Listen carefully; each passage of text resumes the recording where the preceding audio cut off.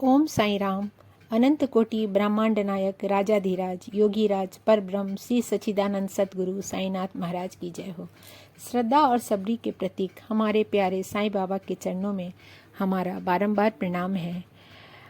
ऊपर वाले की कभी कभी ऐसी कृपा होती है जिसका हमें अंदाज़ा भी नहीं होता और वे हमें अचानक से ऐसी खुशियाँ दे देते हैं कि मन भाव विभोर हो जाता है। समझ में नहीं आता कि इस खुशी का बखान हम कैसे करें। आज मैं अपनी इस वीडियो में साईं बाबा की छोटी सी कीर्तन के बारे में बताऊंगी और उसी कीर्तन में उनकी कैसी कृपा हुई मुझ पर इसके बारे में भी बताऊंगी। इसलिए आप लोगों से निवेदन है कि आप लोग अंत तक मेरे ब्लॉग में बने रहें और बाबा की लीला का आनंद उठाएं। हेलो दोस्तों, स्वागत है आप लोग का मेरे छोटे से ब्लॉग में।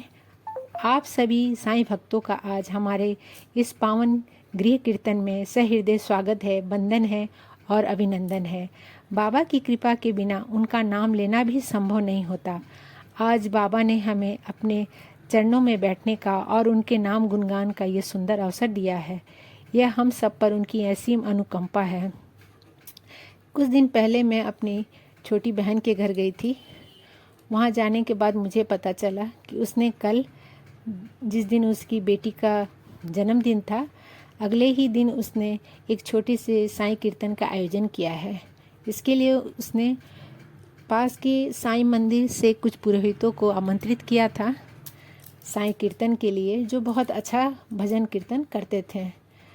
सुनकर मन बिल्कुल प्रफुल्लित हो गया कि अचानक से मैंने सोचा भी नहीं था और अचानक से मुझे इतनी साईं कीर्तन की सुनने का, उसमें शामिल होने का अवसर मिलेगा और मुझे इतनी खुशी प्राप्त होगी, क्योंकि मैं धीरे धीरे बाबा से जुड़ते जा रही हूँ और उनकी कृपा भी हो रही है और इस वजह से उन पे विश्वास बढ़ता जा रहा है। अगले दिन सभी लोग अपना उठकर तैयार हो गए पूजा के लिए और पास से जो भी मंदिर के पुरोहित आने वाले थे सभी आ गए।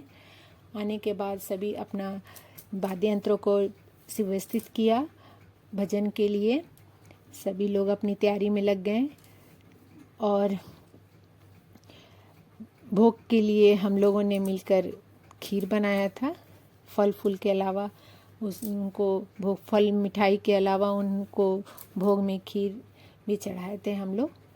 सुनकर ये साईं भजन बहुत मन आनंदित हो गया।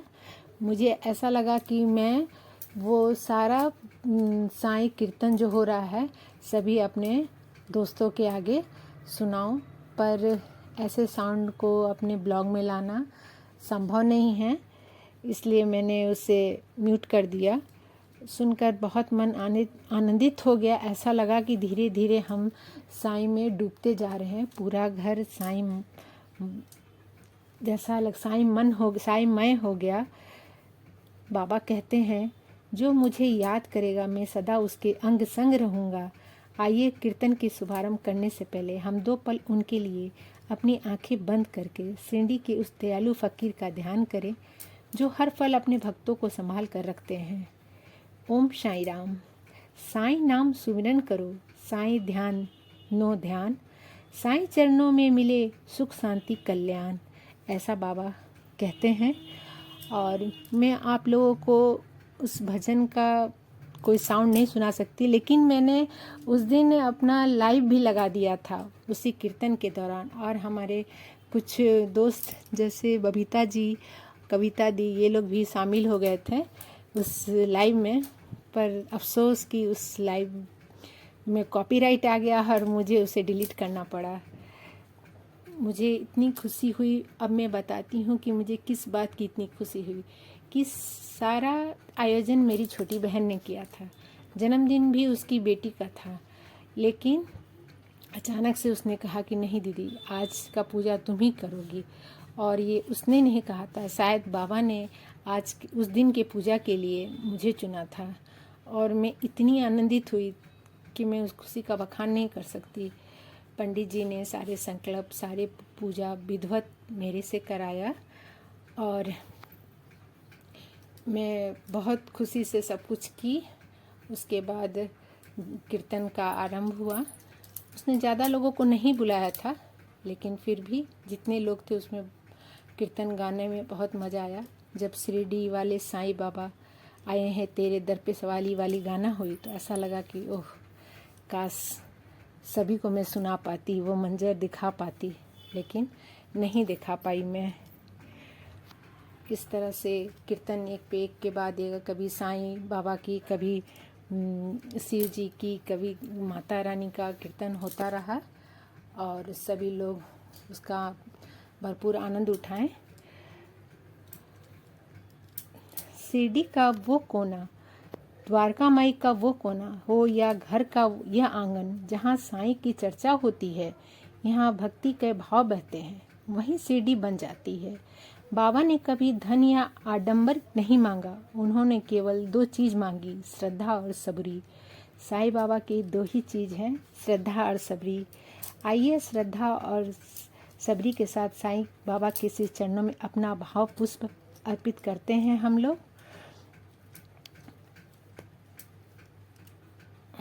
और इसी तरह से साईं कीर्तन लगातार चलता रहा। 2 घंटे तक साईं कीर्तन चलता रहा। कभी हमारे मांग पे पंडित जी ने गाना गाया, कभी अपनी इच्छा से गाई उन्होंने। समझ में नहीं आ रहा था कि और क्या क्या हम गाते रहें और क्या सुनाते रहें। उसी बीच पंडित जी ने हमें कुछ ऐसे बातें भी बताई साईं बाबा के बारे में। वो बोले, साईं बाबा कहते हैं, चिंता मत करो, तुम्हारा बुरा वक्त बीत चुका है, अपनी जिम्मेदारी मुझे सौंप दो और निष्फिक्र हो जाओ। जब जीवन में चारों तरफ अंधेरा दिखने लगे तो बस साईं का दिया याद कर लेना, जो आज भी शिरडी के द्वारका माई में जल रहा है और हमारे विश्वास को रोशन कर रहा है। आइए बाबा को याद करते भी झूम झूम कर कुछ और बातें करते हैं उनके बारे में। बाबा की महिमा का मैं क्या बखान करूं। उनकी कृपा से आज मैं अपने YouTube पे भी एक मतलब स्टेप आगे बढ़ते जा रही हूँ। मैंने ये कीर्तन बहुत दिन पहले मतलब हुआ था, ये कीर्तन हम लोग के बीच में, लेकिन आज ही मैंने इसको चुना क्योंकि एक दिन पहले ही हमारा कुछ YouTube से खुशखबरी आई है। ऐसा लगा जैसे इसी दिन के लिए हमने ये रोक कर रखा था कि आज मैं ये ब्लॉग डालूंगी और आज के दिन ही बाबा का कृपा मुझ पर होने वाला है। ऐसे बहुत सी छोटी छोटी बातें हैं जिसकी बखान मैं नहीं कर सकती। हम सोचते हैं कि हमें कुछ नहीं मिलता, पर ऊपर वाले की कृपा होते रहती है हम पर और कुछ ना कुछ हमें मिलते रहता है। जो कुछ भी मिलता है सब उन्हीं की कृपा से होता है। और इसी सब कीर्तन भजन के बाद हम लोगों ने आरती का भी अंतिम समय आ गया, आरती का समय आ गया। मन नहीं हो रहा था, पंडित जी बार बार बोल रहे थे मुझे एक जगह और जाना है, पर हम लोग बार बार उन्हें जिद कर रहे थे कि एक भजन और। आइए अब हम आरती में शामिल होने के लिए आगे बढ़ते हैं। भक्ति की यह गंगा यूं बहती रहे, बाबा के हाथ हमेशा हम सब पर सिर पर बना रहे। अब समय आ गया बाबा के पावन आरती का। और जैसे जैसे अंत हुआ ऐसा लगा कि हम झूमते जा रहे हैं। और इसके बाद ये कीर्तन यहीं समाप्त हो गया और हम लोगों ने आरती की।